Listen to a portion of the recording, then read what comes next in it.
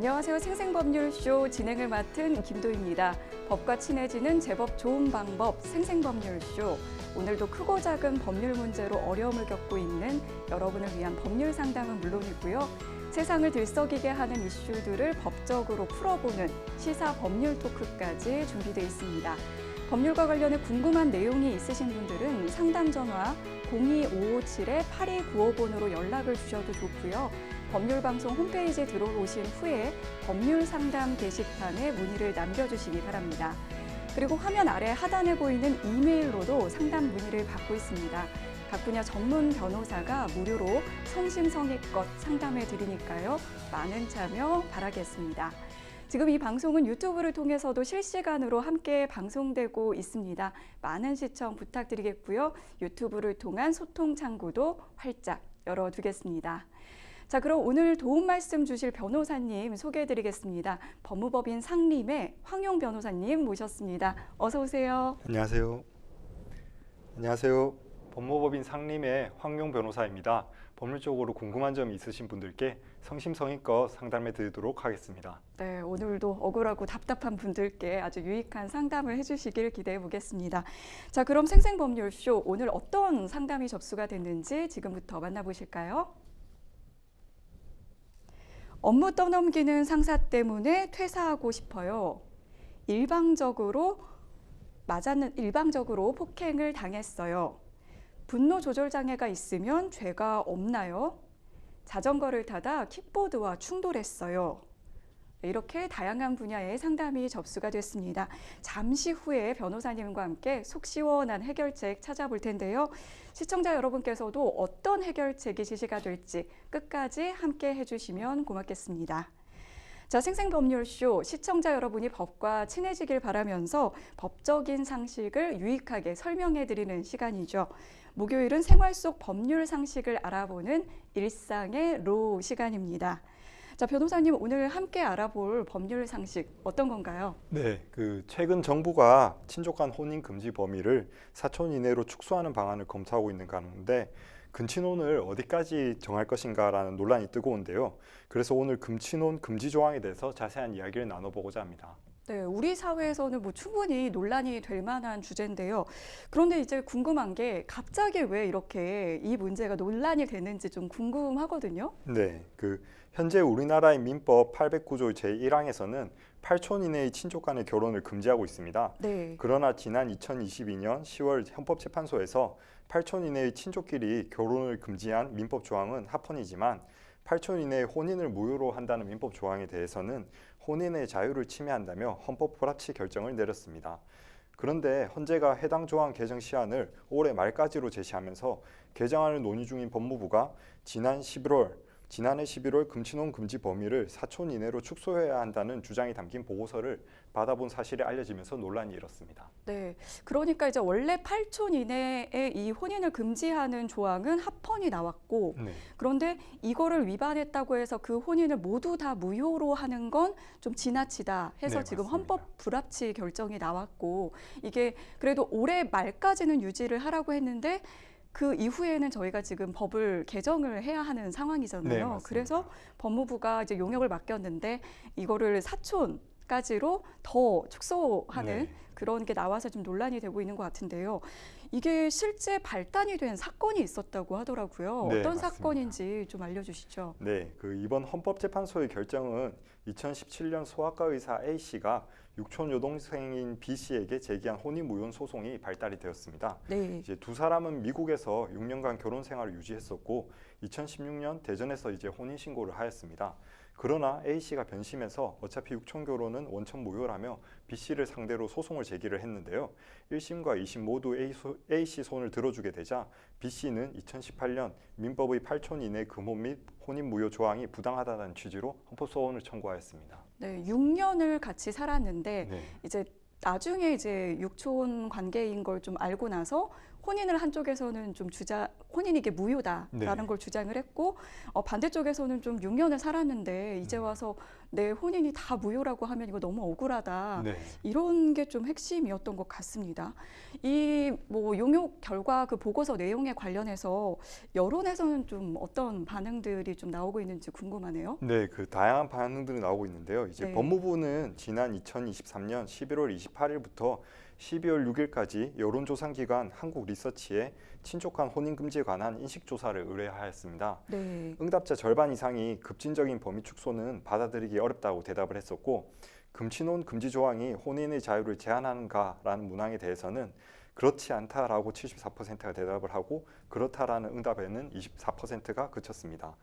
적절한 금지 범위에 대한 물음에 대해서는 현행과 같이 8촌 이내가 적절하다라는 견해가 75%로 가장 많았습니다. 6촌 이내로 대답한 사람은 15%, 4촌 이내는 각 5%를 차지하였습니다. 네, 지금 그 보고서 내용의 그 사촌에는 한 5%밖에 지금 좀 지지를 안 하고 있고 네. 기존대로 가야 한다가 75%니까 아직까지는 이제 국민 정서상으로는 좀 받아들이기 어렵다 이런 분들이 상당히 많은 것 같습니다. 그런데 이제 요즘에는 아무래도 이제 좀 핵가족화가 되면서 그 가까운 그 친척들이 아니면 좀 얼굴을 보고 살기도 어려운데 이러한 뭐 사회적 흐름이라든지 변화를 좀 반영해야 한다 이런 목소리도 좀 있을 것 같거든요. 네, 맞습니다. 이제 근친혼 범위를 축소를 지지하는 가정법원 판사 출신 이용곤 변호사는 이제 8촌 이내 금원 조항은 개인을 독립된 인격체가 아니라 가족의 일원으로 생각하는 사고방식이 전제된 것이라며 네. 앞으로 다문화 사회라도 맞지 않다라고 지적을 하였습니다. 또한 이제 현소의 성균관대 법학전문대학원 교수는 산업화, 도시화, 핵가족화로 인한 친족관념의 변화와 대부분 국가가 사촌 이내 반개 혈족까지만 금친혼을 금지하는 추세에 맞춰 5촌부터는 결혼을 가능하도록 조정해야 된다며 5촌 이상부터는 유전적 질환 발병과 직접적 인간관계가 없다라는 견해도 제시를 하였습니다. 네, 저도 이게 논란이 되면서 좀 찾아봤더니 우리나라와 달리 다른 나라들은 이 좀 사촌까지는 허용하는 경우가 꽤 있더라고요. 그래서 네, 맞습니다. 어디까지 좀 허용을 하고 있는지 알려주시면 좋을 것 같아요. 네. 그 해외에서는 근친혼을 법으로 강하게 제한하고 있지 않습니다. 이제 독일, 오스트리아, 스위스, 태국 등은 직계 혈족 및 형제자매만 결혼을 금지하고 있고, 프랑스, 영국, 미국 등은 숙칠까지, 그리고 일본과 중국 같은 경우는 3촌에서 4촌까지 한국에 비해서 범위가 좁게 제한하고 있습니다. 혼인 금지 범위를 8촌까지 두는 한국 현행법이 해외 기준으로 보게 되면은 좀 이례적인 사안에 속하고 있습니다. 저는 좀 놀라운 게 이제 저희가 그냥 유교 문화권이어서 이렇게 8촌까지는 혼인을 금지한다고 생각을 했는데 중국이나 일본도 3, 4촌까지로 저희보다는 좀 범위가 좁네요. 이건 네. 좀 상당히 좀 이례적이라는 생각이 들고 그래도 한국 사회에서는 아무래도 그동안 뭐 통념이라든지 사회적 관습으로 좀 이렇게 좀 생각을 했었는데 이걸 하루아침에 바꾸는 게 좀 네, 쉽지가 맞습니다. 않을 것 같아요. 그 유림단체의 반발이 그렇게 또 크다면서요? 네, 그 반대적 견해도 있는데요. 네. 이제 전국 유림은 5촌 사이 혼인이 벌어지다 보면은 인륜이 무너지고 족보가 엉망이 된다며 성씨 자체가 무의미해진다고 반발을 하였습니다. 또한 성균관 및 유도회 총본부와 전국 유림은 가족을 파괴하는 행위를 즉각 중단하라며 우려를 표시하였고, 경기도 정부 과천청사 앞에서 영구 용역 철회를 요구하면서 1인 시위에 나서기도 하였습니다. 이에 김기세 성균관 총무처장은 한민족의 가족 문화가 세계적으로 우수한 평가를 받는 이유는 족보 질서에 기반한 혈연 관계 덕이라며 우수한 전통은 지켜나가야 한다고 덧붙였습니다. 네, 이게 좀 여론을 포함해서 각계각층의 전문가들도 굉장히 좀 팽팽하게 찬반 의견이 좀 대립이 되고 있는 상황 같은데 법무부는 이런 논란에 대해서 어떤 뭐 입장을 내놓은 게 있을까요? 네, 그 논란이 일게 되자 법무부는 신중하게 검토하고 있다며 입장을 표명했는데요. 네. 아직 개정 방안이 정해진 것은 아니라고 밝혔습니다. 추가로 각계 의견을 충분히 경청하고 반영해서 국민이 공감할 수 있는 정부안을 마련할 예정이라고 밝혔는데요. 이제 가족법 개정 추진을 위한 법무부 가족법 특별위원장인 윤진수 서울대 로스쿨 명예교수는 아직 가족법 개정 방향이 정해진 것은 아니다며 위원회는 8촌에서 4촌으로 축소하는 방안과 8촌에서 6촌으로 미세 조정안 등을 모두 열어놓고 검토하고 있다고 밝혔습니다.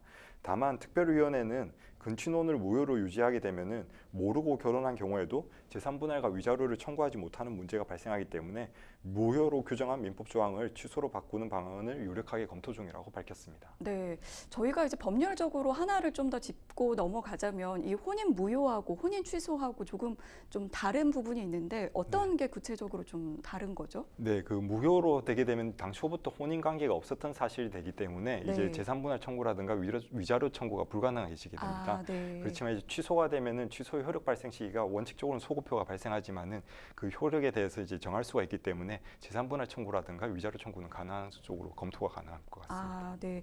그래서 이제 헌법재판소에서도 이게 우연하게 나중에 이렇게 6년을 살고 나서 육총 관계인 거를 아는 그런 사정이 있을 수도 있는데 예외가 하나도 없이 일률적으로 다 무효라고 하는 건 좀 너무 당사자에게 가혹하다. 네, 맞습니다. 그런 내용을 좀 넣은 것 같네요. 어쨌든 이제 헌법재판소에서 이 헌법 불합치 결정을 받은 이 관련 조항에 대해서는 올해 말까지 지금 법무부가 어쨌든 개정을 좀 마무리해야 하는 상황인데요. 아직 근친혼 범위 축소에 대해서 이 사회적인 합의가 이뤄지지 않은 만큼 여러 의견들을 종합해서 신중히 판단해야 할 것 같습니다. 지금까지 생활 속 법률 상식에 대해서 알려드리는 일상의 로 함께했습니다. 여러분은 지금 생생법률쇼와 함께하고 계십니다.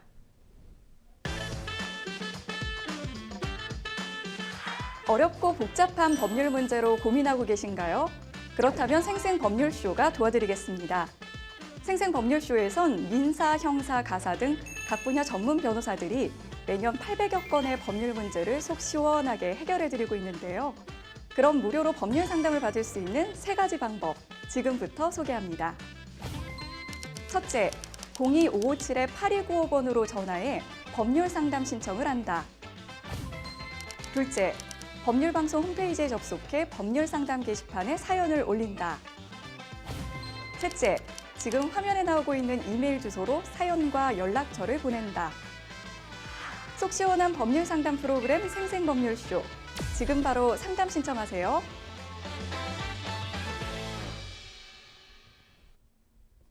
자, 지금부터는 생생법률쇼가 자랑하는 성심성의 무료 전화 상담 연결해 보도록 하겠습니다. 전화 상담 연결돼 있는데요. 받아보겠습니다. 안녕하세요. 안녕하세요. 아, 네, 반갑습니다. 어떤 점이 궁금해서 연락 주셨을까요? 제가 그 민원실에서 일하는 공무원인데요. 네, 민원이 정말 많이 들어와요. 네, 그래서 이제 어쨌든 그래도 민원 처리를 위해서 이제 되게 빨리빨리 처리하려고 되게 노력을 하고 있는데 네, 한 달 전부터 제 상사가 본인의 민원 업무까지 저한테 맡기는 거예요.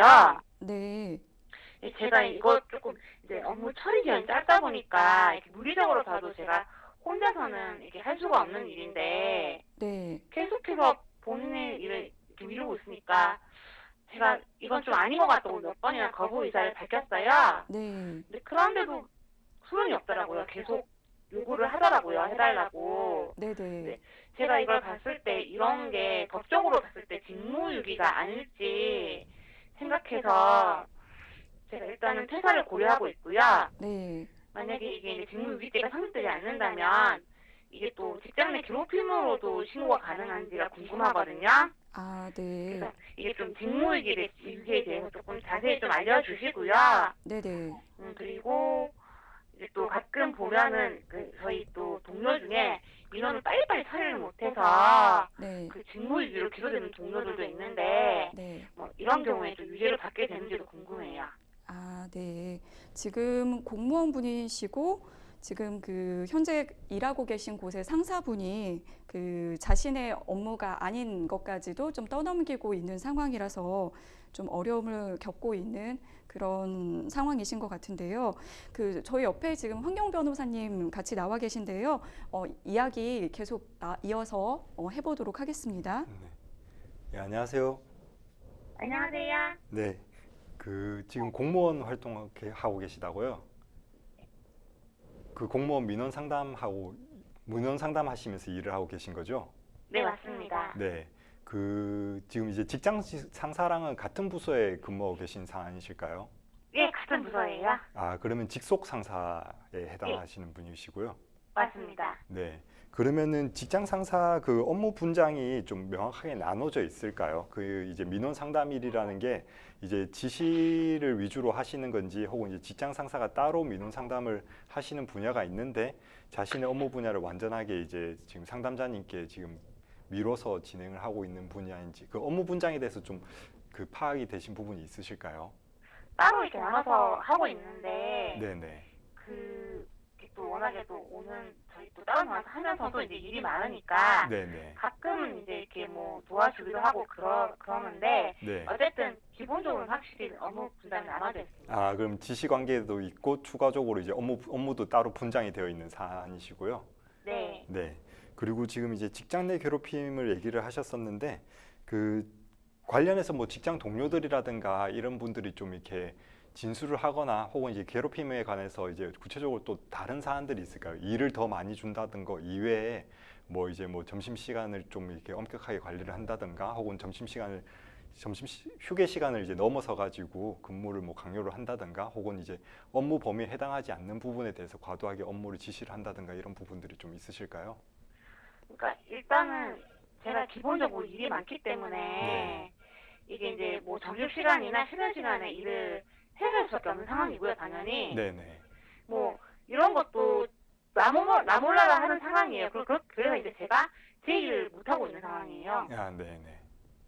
그렇게 하고 계시고 그리고 뭐 네. 제 험담도 많이 하는 것 같아요. 뭐 이게 아, 뭐 험담도 하고 제가 있고요. 뭐 네. 일이 느리다는 둥, 네. 말대꾸를 한다는 둥, 뭐 네. 그러고 계시더라고요, 보니까. 부당한 지시도 이제 같이 발생을 하고 있는 사안이시고요. 네. 네. 알겠습니다. 지금 일단은 이제 말씀 주신 사안으로 해가지고 제가 한번 더 설명드리도록 하겠습니다. 우선 이제 그 직무유기죄부터 물어보셔가지고 직무유기죄부터 이제 설명드리면은 직무유기죄는 이제 주체가 공무원을 요구하고 있는 진정신분범입니다. 그래서 지금 이제 상담자님이라든가 그 상대방 또한 이제 공무원에 해당하셔가지고 여기에는 해당하실 것 같고 이제 직무 수행을 거부하거나 직무유기 행위가 있을 것을 요구를 하고 그러한 유기 행위에 대해서 고의가 있을 것을 요구를 하고 있습니다. 근데 이제 직무 수행 거부란 이제 직무를 수행하는 의무 있는 자가 이를 행하지 않는 것을 의미하는 것이고 직무유기는 직무에 관해서 의식적으로 하지 않거나 포기하는 등의 행위를 하는 것입니다. 지금 같은 경우는 이제 자기의 업무 분야에 해당하는 분장 범위에 해당하는 분야까지도 지금 처리를 하지 않고 지금 상담자님한테 오히려 넘기고 있는 사안이기 때문에 해당할 가능성이 있을 것 같습니다. 이제 관련해 가지고 보통 이제 사건들을 관련해서 판례들을 보게 되면은 이제 세관 감식과 직원이 감기에 걸렸다는 구실로 근무지를 이탈해 가지고 집에 들어와서 잠을 잔 경우에 이제 직무유기죄가 성립한 사례가 있거든요. 그리고 더해서 이제 동료 세관 업무의 은닉한 과세 자료를 발견하고도 이에 대해서 따로 신고하지 않아야 한 경우에도 직무유기죄가 성립한 사례가 있습니다. 그리고 마지막으로 이제 차량 번호판에 이제 교부 담당 직원이 운행 정지 처분 받은 사실을 알고 있음에도 불구하고 이거를 이제 교부한 경우에 이제 직무유기죄가 성립한 경우가 있었는데요. 지금 같은 경우는 이제 자기 업무 분야에 해당하는 일을 전혀 진행을 하지 않고 있다고 한다면은 이러한 유기죄에도 해당할 수 있을 것 같습니다. 근데 이제 직무유기죄 자체는 이제 그 고발 주체가 따로 정해져 있지는 않지만은 이제 상담자가 자신의 일을 하지 않는다라는 의미를 좀 밝혀내기가 좀 힘들 수도 있을 것 같습니다. 왜냐하면 이제 하급자에게 지시라든가 업무 지시를 다 진행한 사안이라고 한다면은 자신의 행위를 어느 정도 했다라고도 판단할 여지도 있는 것이거든요. 그래서 우선적으로는 직장 내 괴롭힘으로 좀 먼저 이제 그 고소라든가 고발이라든가 신고를 공무원 관청에다가 신고를 하셔가지고 조사를 받으신 게 좀 더 유리하실 것 같은데요.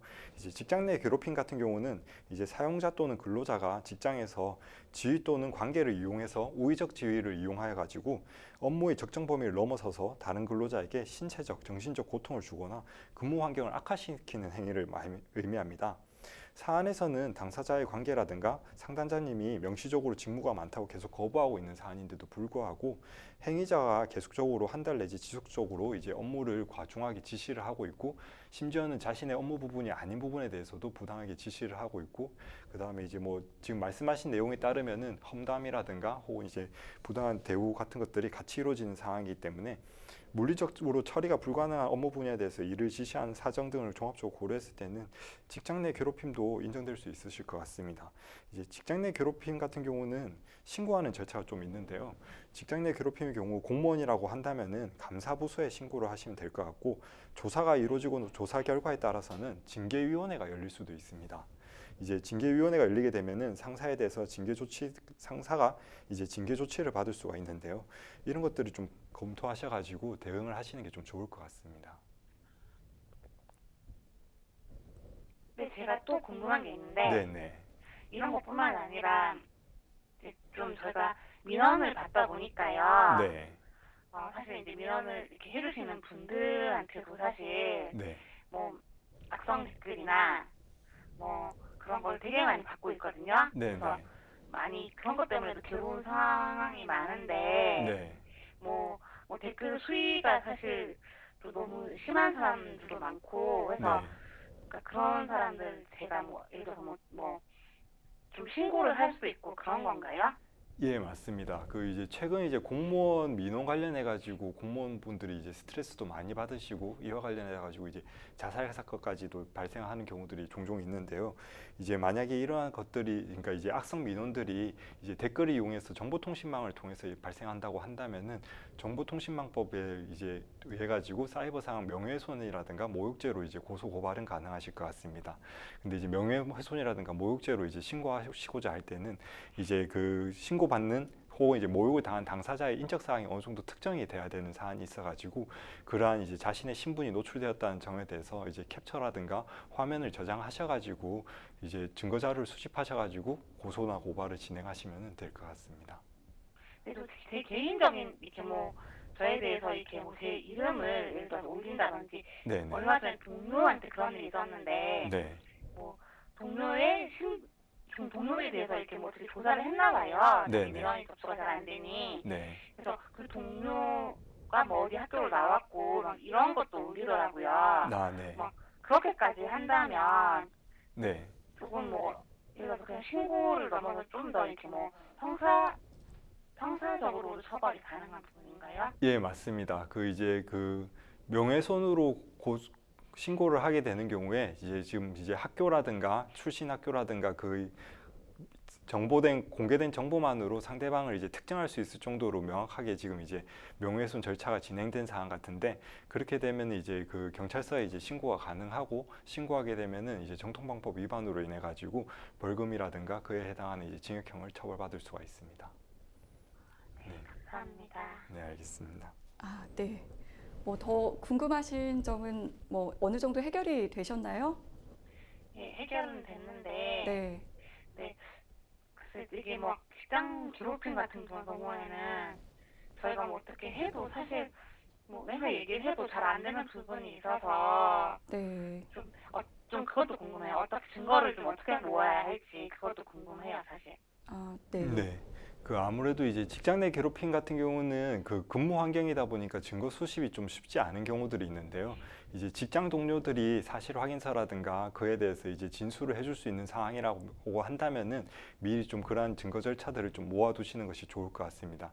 그리고 이제 업무 분장표가 좀 따로 정해져 있는 상황이라고 한다면은 업무 분장표와 업무 지시한 내역들을 따로 이제 수집을 하셔가지고 자신의 업무 내용이 아닌 내용까지도 이제 부당하게 업무 지시가 있었다라는 사항들을 이제 수집을 하시면 좋을 것 같고, 지금 말씀 주신 사안에서는 이제 뒤에서 또 험담도 있었다라고 하시는데, 그러한 내용에 대해서도 이제 수집을 하신다면은 이제 직장 내 괴롭힘뿐만 아니라 이제 명예훼손이라든가 모욕으로도 이제 고소가 가능하실 것 같습니다. 요즘 이제 최근 같은 경우는 직장 내 괴롭힘에 관해서는 좀 엄격하게 처벌을 하려고 하는 의지가 있기 때문에 이제 징계위원회에서도 좀 이제 충실하게 검토를 하고 징계를 이제 처리를 하는 것으로 알고 있습니다.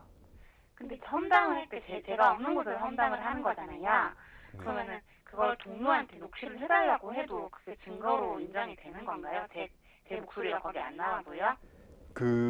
대화 상대방이 녹취를 하시는 거면은 괜찮습니다. 이제 정보통신 이제 녹취가 이제 불법이 되는 경우는 대화 당사자가 아닌 경우에 녹취를 하시면은 이제 불법적인 녹취가 되는 건데, 이제 동료 같은 경우는 직장 상사분과 이제 직접적으로 대화를 하시면서 그 대화 내용을 녹취를 하신다고 한다면은 따로 이렇게 뭐 위법 소지는 없을 것 같습니다. 감사합니다. 네. 네, 사연 잘 들었고요. 네, 저희 오늘 상담은 그러면 여기까지 진행하도록 하겠습니다. 전화 주셔서 감사합니다. 감사합니다. 네. 변호사님이 좀 다양한 방안들을 좀 제시를 해주셨는데요. 뭐 직장 내 괴롭힘도 저희가 살펴봤고, 직무유기죄 뭐 이런 부분들, 그리고 악성 댓글 관련 이제 민원들 뭐 그런 글을 올리는 것에 대한 방안이라든지 이런 것도 이야기를 해주셨는데, 가장 좀 상담자 분께 좀 필요하다고 생각하시는 건 어떤 부분이신가요? 네, 아무래도 이제 직장 직무유기죄랑 태만이랑은 좀 구별이 되는 것 같습니다. 근데 네. 이제 직무유기죄 같은 경우는 성립 요건이 좀 까다롭고 입증하기가 쉽지 않아가지고 네. 이제 만약에 직무태만으로 볼 수 있는 경우가 발생할 수가 있는데, 직무태만은 이제 직무유기와는 구별되는 사안이기 때문에 형사상 처벌이 되지는 않습니다. 네. 그리고 지금 같은 경우는 오히려 이제 직장 내 괴롭힘 사실 자체를 좀 입증하셔가지고 그에 대해서 이제 그 감사기관에 이제 네. 고발을 하셔가지고 이제 처벌을 좀 구하는 것이 좀 더 유리하실 것 같습니다. 혹시 뭐 하셨던 사건들 중에서 직장 내 괴롭힘 사건들 뭐 얘기해 주실 만한 뭐 사례 같은 게 있을까요? 아니면은 네. 요즘에 악성 댓글 같은 걸로 굉장히 이제 민원 받으시는 공무원분들이 좀 고통을 받다가 네네.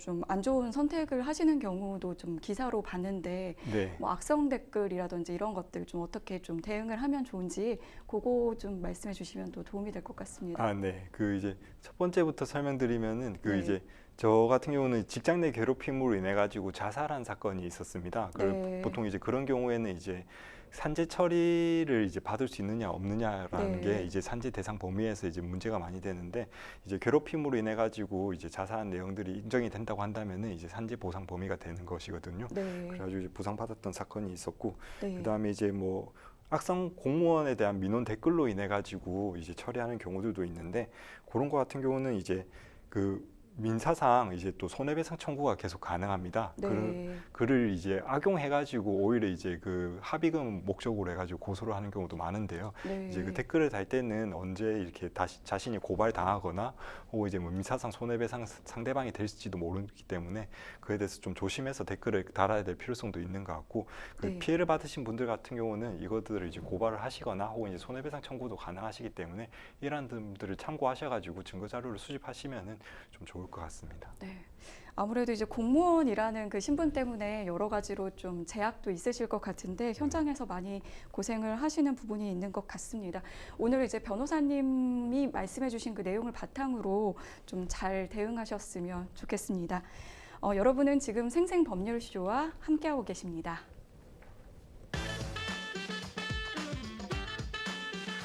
어렵고 복잡한 법률 문제로 고민하고 계신가요? 그렇다면 생생법률쇼가 도와드리겠습니다. 생생법률쇼에선 민사, 형사, 가사 등 각 분야 전문 변호사들이 매년 800여 건의 법률 문제를 속 시원하게 해결해드리고 있는데요. 그럼 무료로 법률 상담을 받을 수 있는 3가지 방법, 지금부터 소개합니다. 첫째, 02-557-8295번으로 전화해 법률 상담 신청을 한다. 둘째, 법률방송 홈페이지에 접속해 법률 상담 게시판에 사연을 올린다. 셋째, 지금 화면에 나오고 있는 이메일 주소로 사연과 연락처를 보낸다. 속 시원한 법률 상담 프로그램 생생법률쇼. 지금 바로 상담 신청하세요. 자, 이번에는 법률방송 이메일을 통해 들어온 여러분의 고민을 해결해 드리겠습니다. 어떤 내용인지 함께 보시죠. 몇 달 전 회사 동료와 싸움이 있었는데 저는 일방적으로 맞기만 했습니다. 3주 동안 입원해 치과 진료비만 420만 원이 나왔고 그동안 일을 못해서 손실이 난 돈만 330만 원이 넘는데요. 그런데 되려 때린 상대방이 200만 원에 합의하라고 독촉을 하고 있습니다. 또한 폭행 당시 상대방이 제 목을 졸라 얼굴을 밀고 발로 한 대 찬 것을 가지고 쌍방폭행을 주장하고 있는데요. 회사 동료가 찍은 영상도 있고 일방적으로 맞았다는 확실한 증거도 있습니다. 경찰은 작은 사건이라 약식 기소로 끝날 거라고 웬만하면 합의를 보라고 하는데요. 제 억울함을 풀고 싶은데 일방적 폭행임을 인정받고 피해 보상을 받을 수 있을까요? 네, 이렇게 사연을 주셨습니다. 상대방이 이제 목을 조르고 그런 과정에서 이제 얼굴을 밀고 발로 한 대 찬 걸 가지고 지금 쌍방폭행을 주장하고 있는 상황인데요. 이 폭행으로 인해서 피해를 입은 지금 상담자님의 그 비용이 한 750만 원 정도가 되는 것 같습니다. 상담자님께서는 좀 합의를 원치 않고 있는 것 같은데 우선 어떤 조치부터 좀 취하면 좋을까요? 네, 그 이제 합의를 원하지 않고 있는 상황이라고 한다면은 상대방이 지금 합의를 하려고 할 때 합의를 하시는 데 있어서 좀 더 신중하게 생각을 해보시는 게 좋을 것 같습니다. 이제 폭행죄 같은 경우는 반의사 불벌죄이기 때문에 합의를 하는 경우에는 수사 단계라면은 공소권 없음 처분을 하게 되고 공판 단계라고 한다면은 공소기각 판결을 받게 됩니다. 그래서 폭행죄로 가게 되면은 합의를 하게 되면은 상대방이 아무런 처벌을 받지 않을 수가 있습니다. 반대로 이제 상해죄로 가게 되면은 반의사 불벌죄에 해당하지 않기 때문에 합의를 한다고 하더라도 형사상 이제 처벌은 면할 수가 없는데요. 지금 이제 상대방이 합의금을 200만 원을 제시를 하고 있는데 피해액이 750만 원이라고 한다면은 통상 이제 합의할 때 민형사상 처벌을 원하지 않는다라는 취지로 합의서를 작성하는 경우들이 많습니다. 그렇게 되면 이제 민사상 청구까지도 불가능해지는 경우가 있기 때문에 그런 분들을 고려하셔가지고 진행을 하셔야 될 것 같습니다. 네, 그러니까 합의서를 작성하실 때 이게 민사상, 형사상이 같이 이렇게 합의를 했다 네. 이런 내용을 넣는 경우가 많으니까 네, 맞습니다. 그 부분은 좀 주의가 필요하다는 말씀을 해주신 것 같고요. 그 3주를 입원을 했고 또 치과 진료까지 받았다고 하니까 이게 좀 상당히 많이 다치신 것 같거든요. 그리고 말씀해주신 것처럼 이 폭행죄, 상해죄 이렇게 그걸 선택했을 때 좀 처벌이 좀 달라지는 부분이 네, 있는 것 맞습니다. 같은데 어떻게 하면은 더 좋을까요? 네, 그 이제 상해죄 같은 경우는 형법 257조에 규정되어 있고 7년 이상 7년 이하의 징역, 10년 이하의 자격정지 또는 1천만 원 이하의 벌금형에 처하도록 하고 있습니다. 한편 폭행죄는 형법 260조에 규정되어 있고 2년 이하의 징역, 500만 원 이하의 벌금, 구류 또는 과료에 처하도록 되어 있습니다. 상해죄의 법정형이 폭행죄보다 훨씬 무거워서 상해죄가 인정되게 되면은 폭행죄보다 강하게 처벌됩니다. 통상적으로 2주간의 그 전치가 나오는 경우에는 이제 상해냐 폭행이냐 논란이 있을 수가 있지만은 그 이제 3주 이상 이렇게 전치가 나오신 경우에는 이제 상해죄 사실 자체가 부인되지 않기 때문에 이제 상해죄로 보시는 것이 타당할 것 같습니다. 네. 이게 그리고 이제 중간에 이제 목을 조르는 과정에서 이 지금 상담자님도 어쩔 수 없이 얼굴을 밀고 발로 한 대 찬 부분이 있는데 이걸 가지고 이제 반대쪽에서는 쌍방폭행을 주장하고 있습니다. 이 쌍방폭행으로 볼 수 있을까요? 네, 그 상담자님이 상대방이 상담자님을 목을 졸라가지고 얼굴을 밀게 되고 발로 한 대 찼다라고 하고 있는 사안입니다. 네. 이와 관련해서 판례는 외관상 격투를 하는 것처럼 보여도 실제로는 한쪽 당사자가 일방적으로 불법한 공격을 가하고 상대방은 이러한 불법한 공격으로부터 자신을 보호하고 이를 벗어나기 위한 저항 수단으로서 유형력을 행사한 경우에는 소극적 방어의 한도를 벗어나지 않았다라고 볼 수 있다면은 정당 방위로 인정하는 사례가 있습니다.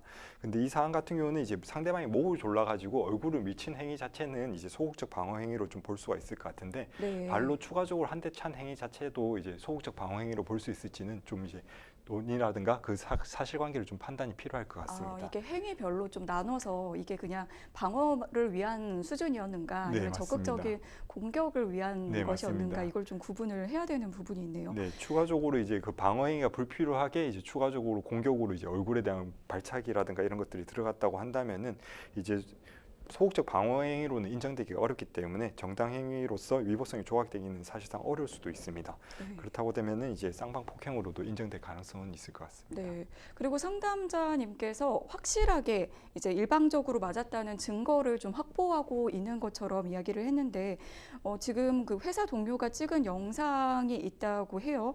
그러면은 이 폭행 현장 영상을 가지고 좀 피해 보상을 받을 수 있을까요? 네, 그 이제 일방적으로 맞았다는 확실한 증거 내용이 무엇인지 확인이 필요할 것 같습니다. 뭐 해당 증거에 의해서 일방적으로 맞았다는 사실이 인정되는 것이라면은 이제 그 상대방이 일방 상해가 있었다라고 이제 얘기를 할 수 있을 것 같은데요. 상대방만 폭행죄 내지 상해죄가 인정될 수 있으므로 이에 대한 피해 보상을 받을 수가 있습니다. 추가적으로 이제 폭행 현장에 대한 영상은 증거로서가 효력이 있을 것 같습니다. 이 당사자 진술보다 아무래도 영상의 경우에는 목격자 진술보다는 확실한 증거로 인정되기 때문에 네. 수사기관에서 상당히 참고해서 유리하게 작용할 수 있을 것 같습니다. 네. 그런데 지금 현재 경찰이 합의를 좀 권유하고 있는 것 같은 그런 느낌이 들어요. 이게 경찰 쪽에서는 약식 기소로 좀 끝날 가능성이 있으니까 합의를 하는 게 낫다 이렇게 얘기를 하는데 상담자님께서는 이걸 어떻게 해야 되지? 이렇게 좀 고민 중이신 것 같거든요. 네. 어떻게 하면 좋을까요? 예, 그 이제 경찰 측 말도 좀 일리가 있습니다. 이제 약식 기소가 되게 되면은 벌금으로 약식 명령 등 경미한 처벌이 나오게 됩니다. 네. 그렇지만 이제 경미한 처벌이라고 하더라도 이거 자체는 이제 형사상 유죄 판결이면 이제 명확하기 때문에 별도로 이제 민사상 손해배상 청구를 하는 데 있어서도 이제 상대방이 다시 또 이제 손해배상 청구도 가능할 수가 있고 그래서 이제 만약에 자신이 이제 발로 찬 행위 자체가 쌍방 폭행에 해당하는지 혹은 이제 소극적 방어 행위에 해당하는지에 대해서 좀 신중하게 검토를 하셔가지고 이제 처리를 하시는 것이 좋을 것 같습니다. 네. 그리고 이게 아무래도 직장 동료라고 하니까 이 회사 안에서 만약에 그 안에서 뭔가 회식 자리라든지 그런 곳에서 만약 이 폭행이 발생을 했다면 뭐 회사 측에서도 어떤 조치를 좀 취했어야 했다 이런 거를 좀 물을 수 있을까요? 네, 맞습니다. 이제 통상 회사 내규에 폭행 행위가 있으면은 징계, 감봉, 정직 등을 처분을 할 수 있다고 규정하는 경우가 있습니다. 네. 이와 같이 이제 회사 내규가 있다면은 회사에서 필요한 조치를 요구할 수가 있고 회사에서 사용하고 있는 근로자가 이제 나에게 불법 행위를 행한 경우이기 때문에 회사 측에서도 이제 책임을 물을 수가 있을 것 같습니다. 네. 그리고 이제 이분의 피해가 지금 750만 원 정도인데 상대방은 200만 원에 합의를 해라라고 얘기를 하고 있고 이 병원비라든지 또 위자료 이렇게 좀 포함해서 이게 좀 아무래도 좀 차이가 있다 보니까 네.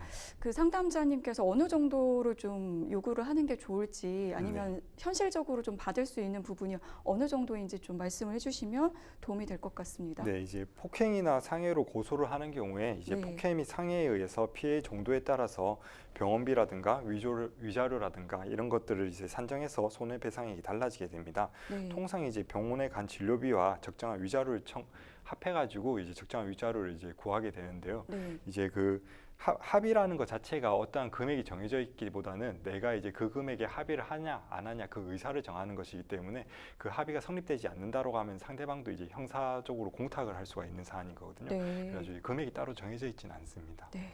만약에 이제 소송을 하게 된다면 좀 상담자님이 좀 뭐 유리할 수 있는 좀 승소 가능성이 좀 있다고 보시나요? 네, 그 이제 사안의 경우 형사상 폭행 내지 상해로 고소하는 경우에 이제 상대방의 폭행이 이제 혹은 상해가 인정될 가능성은 상당히 높을 것으로 파악됩니다. 네. 그렇다면 이제 상대방은 유죄에 해당하기 때문에 이에 따라서 불법행위 손해배상이라든가 민사소송을 제기해서 이제 청구도 가능하실 수 있을 것 같고요. 네. 근데 이제 그 적극 손해액인 치료비와 소극적 손해액인 일을 하지 못해가지고 본 손해 비용들을 청구하시면은 위자료에 대해서는 이제 충분히 승소 가능성이 있을 것으로 판단됩니다. 네. 그 상담자님이 그러면 지금 그 당장 뭔가 좀 어떻게 좀 대응을 하면 좋을지 좀 알려주시면 좋을 것 같습니다. 네, 특히 이번 사안의 경우는 이제 쌍방 폭행이 아니라 일방적으로 폭행이 이루어졌다는 것에 대해서 충분히 이제 주장이라든가 입증을 좀 하셔야 될 것 같습니다. 그래서 이제 관련 영상이라든가 주변 증거 등을 잘 확보를 하셔가지고 대응을 하시는 것이 좋을 것 같습니다. 네, 증거를 잘 일단 확보를 하셔서 원하시는 결과를 얻으시길 바라겠습니다. 저희 계속해서 다음 사연으로 넘어가 보겠습니다. 계속해서 이 법률방송 이메일을 통해 들어온 사연 살펴볼 텐데요. 어떤 내용인지 함께 만나보시죠. 저는 길을 가던 중 한 남성과 어깨가 약간 부딪혔는데요. 당시 이어폰을 착용한 상태라 상대가 뭐라고 했는지 정확히 듣지 못한 채 그냥 지나쳐서 가던 길을 잘 가고 있었는데요. 그런데 갑자기 뒤에서 누군가 제 옷깃을 확 잡아당겨 바닥에 넘어졌습니다. 그리고 그 순간 남성이 제 얼굴을 발로 강하게 가격했는데요. 때문에 저는 코뼈가 휘어지는 큰 부상을 당했습니다. 남자가 화를 사귀지 못하고 무어라 소리치는 것을 알고 있었지만 이렇게까지 나오니 순간 너무 무섭고 고통스러웠습니다. 그러던 중 행인이 불러준 구급차를 타고 이송됐는데요. 남성은 경찰차를 타고 유치장으로 이송됐다고 합니다. 나중에 남자에게 연락이 와서 보니 자기가 분노 조절 장애라 죄송하다면서 선처를 원한다는데 저는 선처고 뭐고 이 사람을 사회에서 꼭 격리를 해야 한다는 입장입니다. 이 남성이 꼭 처벌받을 수 있도록 도와주세요. 라고 사연을 주셨습니다. 요즘에 뭐 최근에는 아니고 좀 시기가 지나긴 했지만 이 무차별 폭행에 대한 좀 두려움이 생길 만한 기사라든지 네. 사건이 좀 있었습니다. 이런 사건들 실제로도 좀 많이 일어나나요?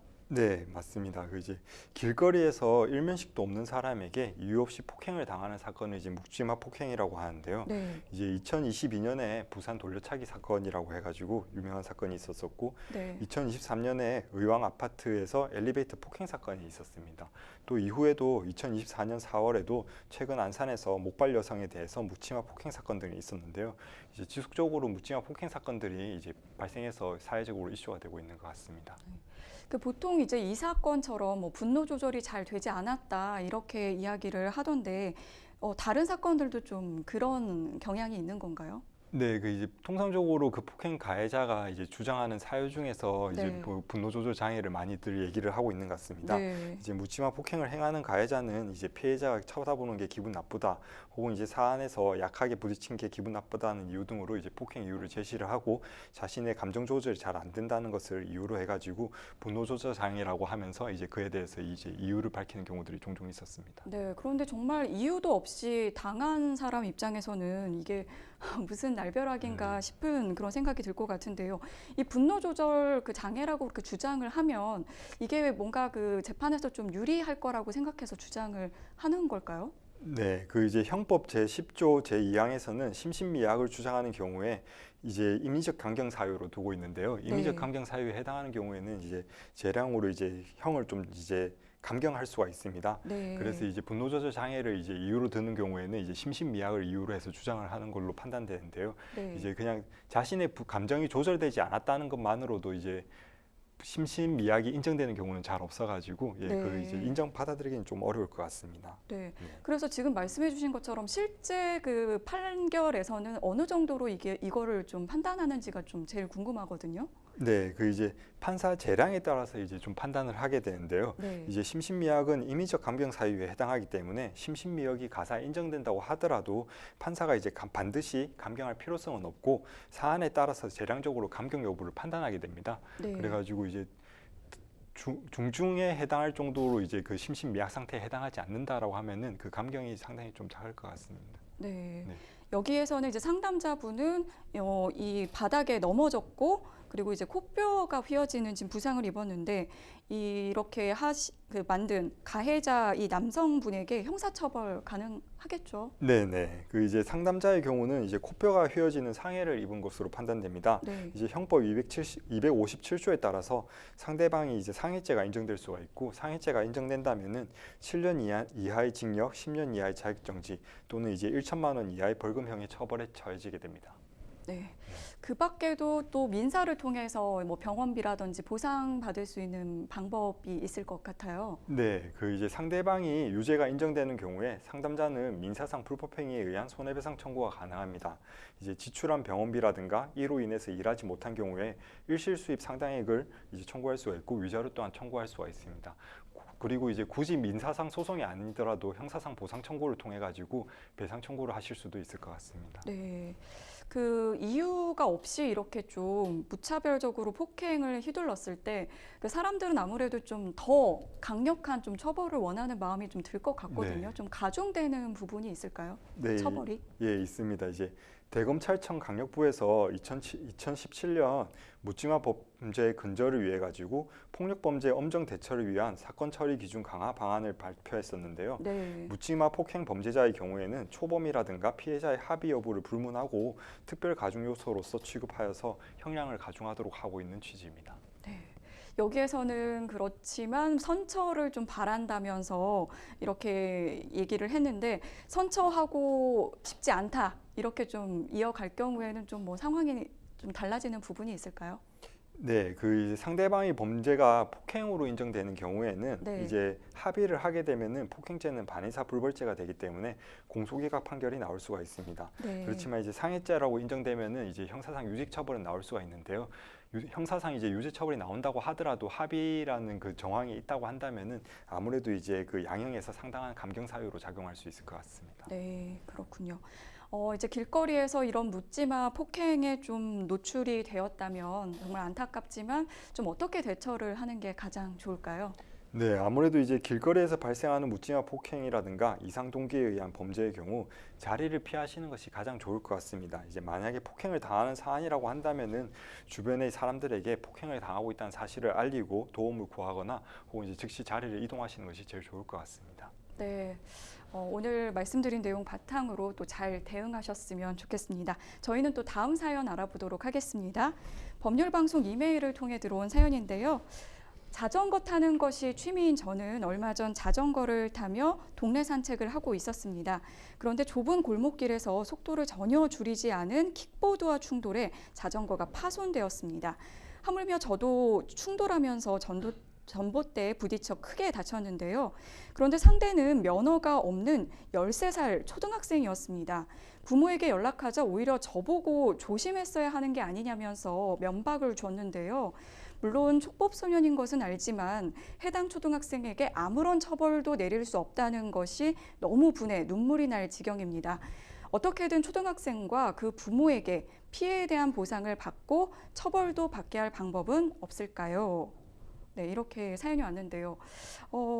정말 피해는 당했는데 상대방을 지금 처벌할 수 없는 초등학생이에요. 어떤 것부터 좀 살펴보면 좋을까요? 네, 우선은 이제 전동 킥보드의 경우에는 이제 도로교통법상 만 16세 이상 원동기 면허 이상을 보유한 자가 운전해야 됩니다. 이제 원동기 면허 없이 운전하는 경우에 범칙금 10만 원이 부과되게 되고 16세 미만의 운전금지 사항을 위반하는 경우에는 보호자에게 과태료 10만 원이 부과되게 됩니다. 그리고 안전모가 없이 운전하는 경우에는 추가적으로 범칙금 2만 원이 부과될 수가 있습니다. 기간 내에 범칙금을 납부하지 않게 되면은 즉결 심판에 회부돼서 20만 원 이하의 벌금형이라든가 구류, 과료 등을 선고받을 수가 있습니다. 또한 이제 도로교통법 54조 1항이라든가 제 148조에 의하면은 전동 킥보드 운전을 하다가 사람에게 상처를 입히거나 교통사고를 내었을 때 즉시 정차해서 사상자를 구호 조치를 취해야 되는데요. 인적 사항을 제공하지 아니하고 구호 조치를 취하지 아니하였다고 한다면은 5년 이하의 징역이라든가 1,500만 원 이하의 벌금에 처하도록 되어 있습니다. 네, 여기에서는 이제 그 가해자라고 할 수 있는 그 학생이 지금 초등학생 13살인데요. 네. 이런 경우에는 그러면은 이 학생은 좀 처벌을 어떻게 하게 되는 건가요? 네, 그 이제 네. 촉법소년 같은 경우에 이제 네. 문제가 되는데요. 이제 소년법 제4조 1항 2호에 규정되어 있는 사람들이 이제 촉법소년에 해당합니다. 네. 이제 형벌 법령에 저촉되는 행위를 10세 이상 14세 미만에 해당하는 소년들을 의미하는데 이제 촉법소년은 형사상 처벌 대상이 되지는 않습니다. 네. 그러나 이제 소년법상 소년재판을 통해서 최대 2년간 소년원에 보호 처분을 하는 것은 가능하도록 되어 있습니다. 아, 보호 처분은 네. 가능하고요. 그리고 이제 아무래도 이제 어린 학생이다 보니까 아이의 부모에게 이제 좀 책임을 묻거나 이제 좀 뭐 비용을 청구해야 될 것 같은데 어떤 식으로 좀 대응을 하면 좋을까요? 네, 그 이제 아이의 부모 같은 경우는 16세 미만 운전 금지를 이제 위반한 것이기 때문에 과태료 10만 원이 좀 부과될 수가 있을 것 같습니다. 아, 네. 그 만약에 여기에서는 이제 어린 학생이었지만 반대로 이제 저희가 좀 가정을 좀 해보자면 상대방이 성인일 경우에 아무런 뭐 보호 장비도 착용하지 않고 만약에 좀 지금 면허도 없이 이렇게 킥보드를 운전하면 좀 처벌을 받을 수 있을 것 같거든요. 네, 맞습니다. 어떤 처벌을 받죠? 그 상대방이 이제 면허 없이 이제 네. 처벌을 하게 되면은 이제 도로교통법상 이제 과태료 10만 원에 이제 부과가 되는 그 안전모가 없으면은 범칙금 2만 원, 운전면허가 없으면은 범칙금 10만 원에 이제 처벌을 받게 됩니다. 아, 네, 알겠습니다. 그 아이의 부모를 상대로 혹시 민사적인 부분은 좀 소송을 할 수 있을까요? 네, 그 이제 아무래도 아이의 부모 같은 경우는 아이를 이제 제대로 교육하고 감독 의무를 이행하지 않아야 한 것이기 때문에 네. 부모에게도 이제 손해배상 청구가 가능하실 것 같습니다. 네. 네. 그러면은 저희가 뭐 절차라든지 이런 것들은 어떻게 좀 진행이 될까요? 네, 그 이제 우선은 이제 상담자는 아이 및 부모 모두를 상대로 손해배상 청구는 가능하시고 네. 이제 이에 대해서 이제 자신이 이제 어느 정도 손해액을 이제 받았다라고 한다면은 그 손해액을 입증하셔가지고 상대방의 이제 불법 행위에 대한 손해배상으로서 청구를 하셔야 될 것 같습니다. 네. 그 마지막으로 이제 그 상담자님께 좀 네. 조언 한 말씀 부탁드리겠습니다. 네, 그 아무래도 이제 갑작스럽게 교통사고라는 게 이제 당할 수밖에 없고 이제 그 불가피한 상황이라서 이제 증거 사료를 이제 수집하시기가 좀 더 어려울 수가 있는데 관련해서 CCTV라든가 혹은 이제 진단서 같은 거를 잘 확보하셔가지고 이제 배상을 이제 잘 보전하시기를 부탁드리겠습니다. 네. 말씀드린 내용을 바탕으로 모쪼록 또 잘 처리를 좀 하셨으면 좋겠다는 마음이 듭니다. 생생법률쇼 여러분들의 많은 전화가 들어오고 있는데요. 도움이 필요한 분들께서는 주저하지 마시고 연락 주시기 바랍니다. 상담 전화 02557-8295번으로 전화를 주셔도 좋고요. 법률방송 홈페이지에 접속하신 후에 법률상담 게시판에 문의를 남겨주시면 됩니다. 그리고 이제 저희 그 이메일로도 상담 문의를 받고 있으니까요. 많은 참여 부탁드리겠습니다. 네, 오늘 함께해 주신 황용 변호사님 고맙습니다. 감사합니다. 네, 저희가 준비한 소식은 여기까지입니다. 시청해 주신 여러분 고맙습니다.